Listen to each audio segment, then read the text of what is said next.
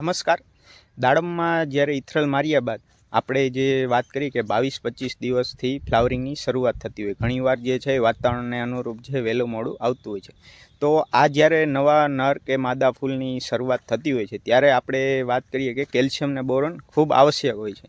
Calcium ને બોરોનથી શું શું ફાયદા થાય છે? તો કે કેલ્શિયમ ને બોરોન તો હંમેશા એક તો સાથે લેવામાં આવે છે. એનું કારણ છે કે બોરોન જે છે એ કેલ્શિયમનું વહન સરળતાથી કરે છે, પ્લાન્ટને સરળતાથી અવેલેબલ કરાવે છે. આ સિવાય વાત કરીએ કેલ્શિયમ તો જે કોષ દિવાલ જે કહીએ તો એમાં જે છે એ મદદરૂપ થાય છે. આ સિવાય બોરોન જે છે એ પરાગરજના નિર્માણ કાર્યમાં ઉપયોગી છે. જે આપણે માદી જે કહીએ એની સાઇઝ જે છે એ ડેવલપ કરવામાં પણ મદદરૂપ થાય છે.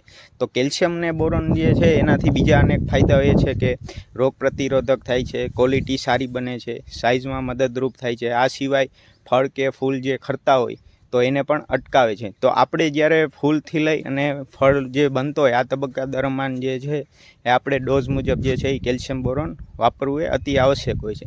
જેનાથી શું છે કે આપણે ઘણા બધા ફાયદા થાય છે.